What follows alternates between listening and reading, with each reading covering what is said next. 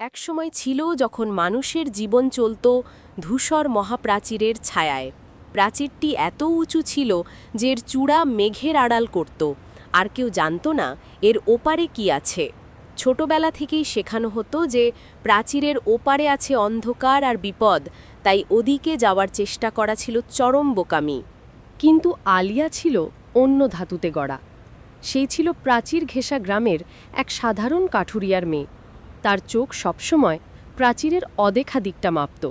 তার হাতে ছিল তার প্রয়াত দাদুর দেওয়া একটি আয়না কম্পাস, যা নাকি শুধু তখনই আলো ছড়াত যখন সে কোনো অজানা পথে পা বাড়ত। এক পূর্ণিমার রাতে যখন গ্রাম গভীর ঘুমে, আলিয়া তার পিঠে সামান্য খাবার আর দাদুর আয়না কম্পাসটি নিয়ে প্রাচীর বেয়ে ওঠার জন্য তৈরি হলো। সে জানত না প্রাচীরের একটি গোপন অংশ আছে, যা শুধু পূর্ণিমার আলোয় একটি বিশেষ প্রাচীন নকশা প্রকাশ করে।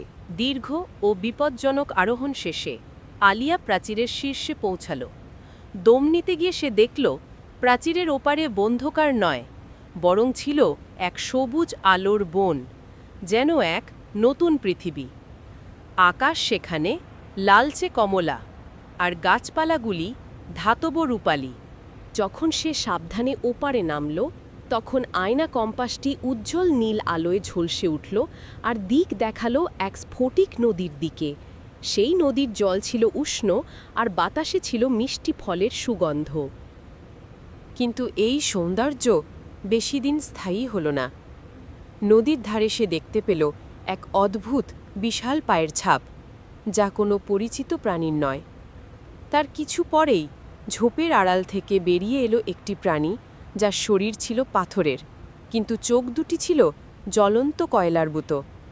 এটি ছিল সেই প্রাচীন রক্ষক যার কথা শুধু লোককথাই শোনা যেত। আলিয়া ভয় পেলেও পিছু হটল না। সে কম্পাসটি ধরে রক্ষকের দিকে এগিয়ে গেল এবং শান্ত গলায় বলল, আমি শান্তি নিয়ে এসেছি। আমি প্রাচীরের ওপার থেকে এসেছি, যেখানে এখনও তোমাদের এই আলোর কথা পৌঁছায়নি।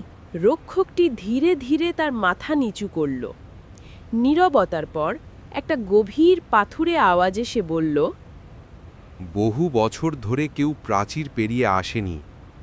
যারা এসেছে তারা সবাই ধ্বংস চেয়েছে, কিন্তু তোমার হাতের আলো, এটা নকশাকারীর চিহ্ন।